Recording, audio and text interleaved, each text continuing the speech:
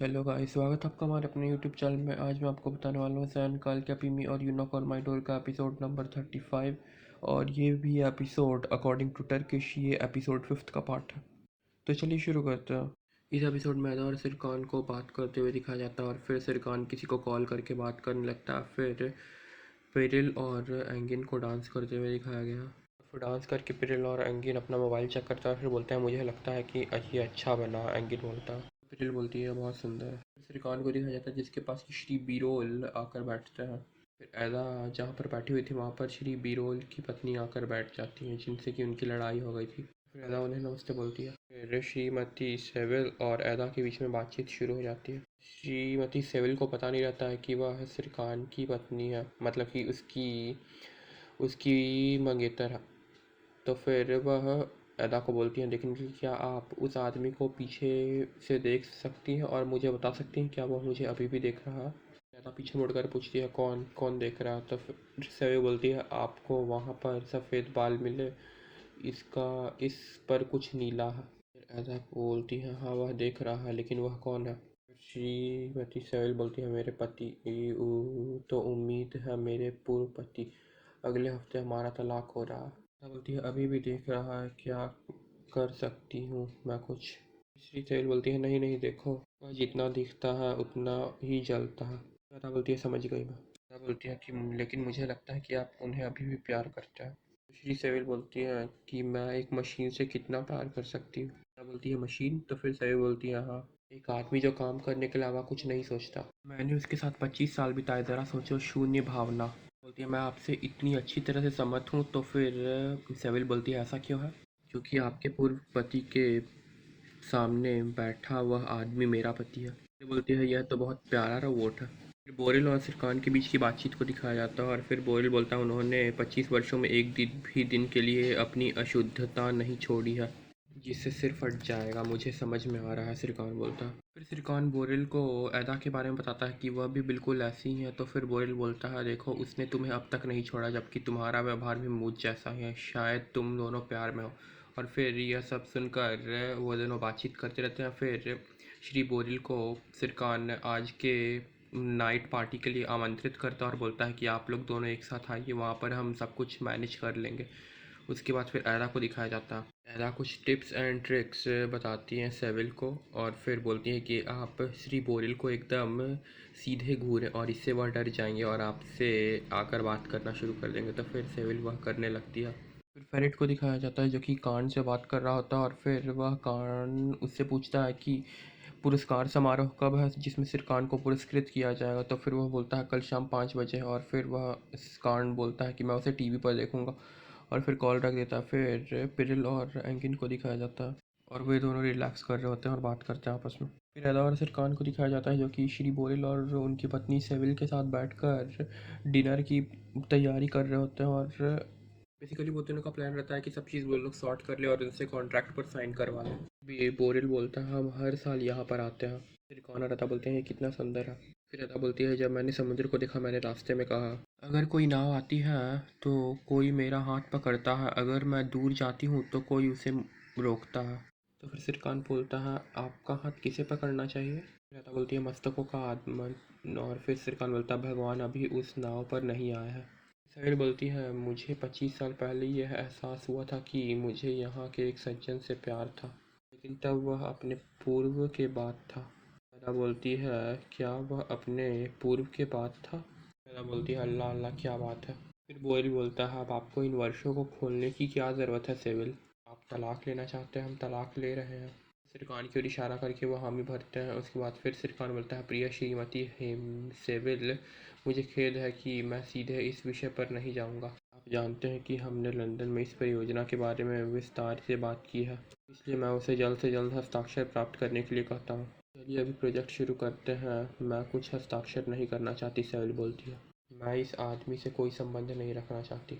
25 वर्ष से प्यार के लिए संघर्ष कर रही हुई, क्या यह पर्याप्त नहीं है।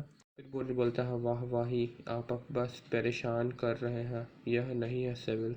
मैं बिल्कुल परेशान नहीं करती वाह वाही। ज़रा बोलती है आप दोनों के बीच सब कुछ समय के अनुसार समान हो सकता है, आपका समय बराबर हो सकता है, लेकिन आइए जानते हैं यह कुछ रिश्तों में महिलाएं बहुत अधिक प्रयास करती हैं। ज़्यादा परवाह है तो यह सुनिश्चित करने के लिए। फिर श्रीकांत बोलता है, sorry Mrs swivel, I am very sorry, लेकिन बोरिल ने 25 साल यहाँ बिताए हैं इसलिए। फिर श्रीकांत कंफ्यूज हो जाता है। फिर एदा से पूछता है, यह कैसा गणित है? तो फिर एदा बोलती है, क्या गणित? प्रेम को किसी पैमाने से नहीं मापा जाता सर, श्रीकांत बोलते। फिर सैरी बोलती है, आपने बहुत अच्छा कहा मेरी अदा, हम इन पुरुषों को क्या पीड़ित है। अदा बोलती है, मत पूछो ये सब। सैरी बोलती है, मेरे प्रिय, जैसे कि वह कुछ मीठा चाहता था। अदा बोलती है, अरे क्या हम खाएंगे स्ट्रॉबेरी? तो सैरी बोलती है, हाँ मुझे यह बहुत पसंद है। फिर अदा बोलती है, श्रीकांत को भी स्ट्रॉबेरी बहुत पसंद है। फिर बोरिल पूछता है, क्या सलीन हैनम हमसे नहीं जोड़ेंगे? आखिर उन्होंने हमारे यहाँ आने का आयोजन किया है, हम एक धन्यवाद सही चाहिए। श्रीमती कौन है? यह कौन है? सैरी पूछती है। तो राधा बोलती है, कौन है? Mrs salient. सेलिन है ना सरकान की पूर्व प्रेमी है, उनके नए मंगेतर भी यहाँ एक भागीदार है। फिर सेवेल बोलती है, ये तो हमारी वाली कहानी है। फिर बोरिल बोलता है, होटल वास्तव में उत्कृष्ट है लेकिन परिपूर्ण है। फिर राधा भी इस बात से हामी जाती है, पर बोलती है, लेकिन ऊपर एक ज़मीन है, वे इसे रुचि नहीं ले रहे हैं। उदाहरण के लिए यदि मेरे पास वह भूमि होती तो मैं सप्ताह में एक बार वहाँ जरूर पहुँचती। फिर सही बोलती है, अदा क्या आप वहाँ एक लैंडस्केप आर्किटेक्ट हैं? कितना सुंदर है। फिर अदा बोलती है, बिल्कुल नहीं, मैंने अभी तक स्नातक नहीं किया है। फिर सही बोलती है, ऐसा क्यों? श्रीकांत उन्हें बीच में रोककर बोलता है, क्योंकि ये अपने आखिरी साल में है और इसलिए वह 2 महीनों में स्नातक करेंगी। वह अपनी कक्षा में अव्वल है और उसमें ज़बरदस्त प्रतिभा भी है। फिर साहिल बोलती है, कितना सुंदर है, क्या आप हम एक साथ काम कर सकते हैं? फिर रिकान को देखकर बोलती है, या आप लोग दोनों एक साथ काम करते हुए कितने अच्छे लगते हैं, बिल्कुल हमारी तरह। देखो हम तलाक ले रहे हैं, हम अभी भी व्यापार के बारे में बात कर रहे हैं। ऐसा क्यों है? क्योंकि वर्कहोलिक, शून्य भावना, वर्क हेड, वर्क मशीन। बोरिल बोलता है, तुम्हारी तरह अचानक निर्णय लेना फिर पछतावा, ये सब मेरी डिक्शनरी में नहीं है। फिर उसके सिर पर होने का ढोंग, फिर तरह तरह का पागलपन। यहीं पर श्री बोरेल और फिर सेविल की बात बिगड़ जाती है और श्रीमती सेविल वहाँ से उठकर चली आती है। फिर श्रीकांत बोरेल को बोलता है, तो आप इस पर हस्ताक्षर करेंगे? तो फिर बोरेल बोलता है, मैं कभी स्वीकार नहीं करता, मैं उसे प्रोजेक्ट सौंपता हूँ। सबके बाद हम एक साथ बाहर सेट हैं, लेकिन हम बाद में बात करेंगे। फिर बोरेल भी उठकर वहाँ से चले आता है। तो फिर श्रीकांत बोलता है, ऐसा मत करो, नहीं बिल्कुल नहीं। फिर उनके जाने के बाद ऐदा श्रीकांत को बोलती है, क्या आप जानते हैं? तो फिर श्रीकांत पूछता है, क्या? तो ऐदा बोलती है, वे मेरे और आपके लिए बहुत सुंदर है। फिर श्रीकांत बोलता है, हाँ अगर हमने गलती की से शादी कर ली तो हम 25 साल बाद हैं, ये हमारा ही भविष्य है। तो ऐदा भी इस पर हामी भरती है। ऐदा बोलती है, वे एक दूसरे से बिल्कुल मेल नहीं खाते, उन्होंने शादी क्यों की है? तो श्रीकांत बोलता है, दुर्भाग्य से यह सब कुछ बहुत कुछ हो जाता है।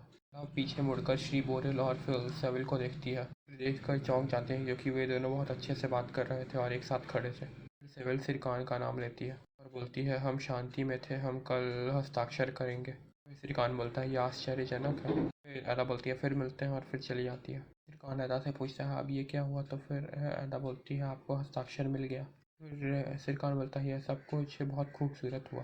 श्रीकांत अपनी सीट से उठकर अदा के सामने जाकर बैठता है और बोलता है, हाँ तो अदा एल्डिस, मुझे बताओ। फिर रात हो जाती है और फिर श्रीकांत को अपने रूम में बैठ के लैपटॉप पे कुछ काम करते हुए दिखाया जाता है। और फिर अदा नाइट ड्रेस में श्रीकांत के पास आती है, बिना कुछ बोले उसके आसपास घूमने लगती है। श्रीकांत पूछता है, क्या तुम मुझे देख रही हो? फिर अदा बोलती है, हाँ। और फिर पूछती है कि आप कभी थकते नहीं हैं? श्रीकांत अपना लैपटॉप बंद कर देता है, उसके बाद फिर वहाँ से उठ जाता है। फिर श्रीकांत एक बैग निकालता है, उसके बाद फिर उसमें कुछ सामान रखने लगता है। तो फिर अदा उससे पूछती है, तुम कहाँ जा रहे हो? तो श्रीकांत बोलता है, एक विशेष स्थान पर। तो अदा पूछती है, क्या मैं अभी आ सकती हूँ प्लीज़? तो श्रीकांत बोलता है, आप नहीं जा सकते। तो फिर अदा पूछती है कि आप अकेले नहीं होंगे? तो फिर श्रीकांत बोलता है, हाँ। फिर अदा पूछती है कि आप सुबह आएंगे? तो श्रीकांत रिप्लाई करता है, हाँ। फिर अदा पूछती है कि आप मुझे बता सकते हैं कि आप कहाँ जा रहे हैं? तो श्रीकांत बोलता है, नहीं बता सकता। फिर अदा पूछती है, क्यों नहीं बता सकते? फिर अदा को एक बार फिर श्रीकांत याद दिलाता है कि आपको यह कहने से मना किया जाता है कि आप मुझसे क्यों नहीं पूछ सकते, और मैं देख रहा हूँ कि आपने कुछ दिनों से बहुत सारे सवाल पूछना शुरू कर दिया।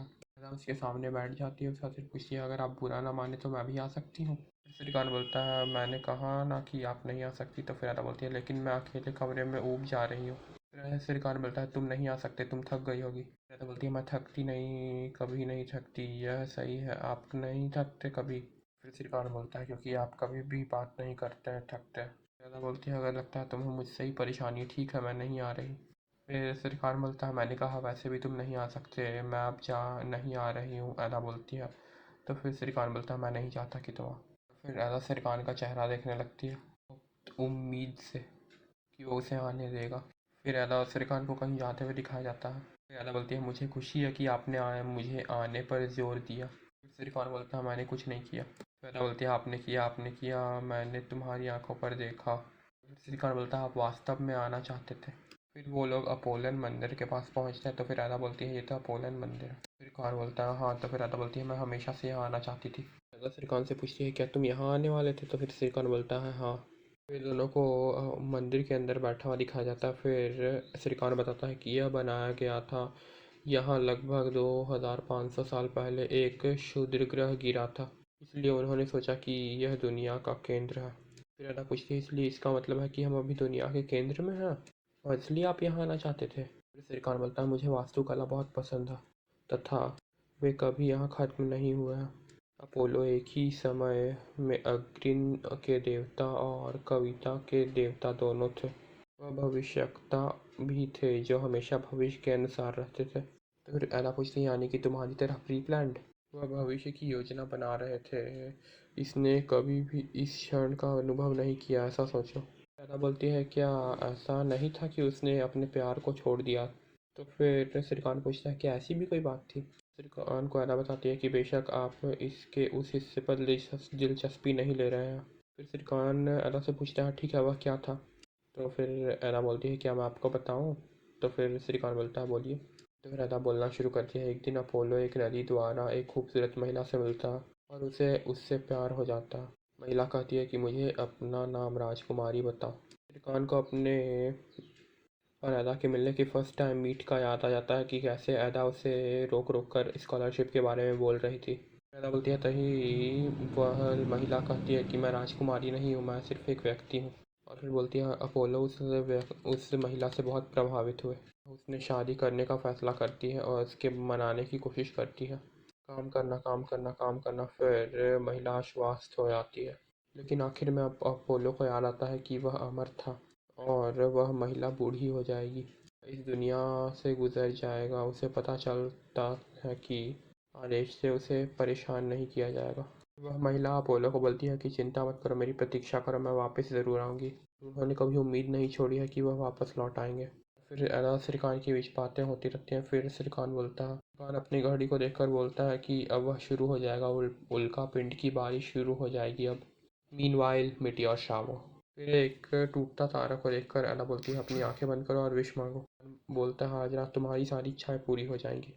इन्हें असली मिटियोर शावर तो मिला नहीं, इसलिए इन लोगों ने नकली ही बनाकर हमें दिखाया है। वेल अगर आपको ये मिटियोर शावर असली में देखना है तो फिर आप टाइगर जिंदा है देख सकते हैं।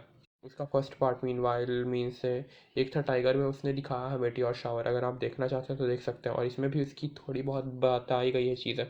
और वो लास्ट टाइम दिखा था अप्रैल 1992 में। तो अब आगे बढ़ता है। फिर वे लोग उन्हें देखने लगता है और बोलता है चलो मैं तुम्हें सूर्योदय के समय कहीं और ले जाऊंगा। ज़्यादा पूछती है हम कहीं और भी जा रहे हैं? तो फिर श्रीकांत बोलता है हाँ। वेल वे लोग दोनों कहाँ जा रहे थे वो तो एक मिस्ट्री है और ये आपको अगले एपिसोड में पता चलेगा। तो देखते रहिए सैनकाल की अफीमी का नेक्स्ट एपिसोड। तब तक के लिए bye bye guys, see you later. और हाँ अगर आपको कोई और भी ड्रामा पसंद हो और इसका भी आप एक्सप्लेनेशन वीडियो देखना चाहते हैं तो फिर आप नीचे उसका नाम कमेंट कर दीजिए, मैं उसके भी एपिसोड्स बनाने की पूरी कोशिश करूँगा। और हाँ चैनल को ज़रूर सब्सक्राइब कर देना प्लीज़। Bye guys.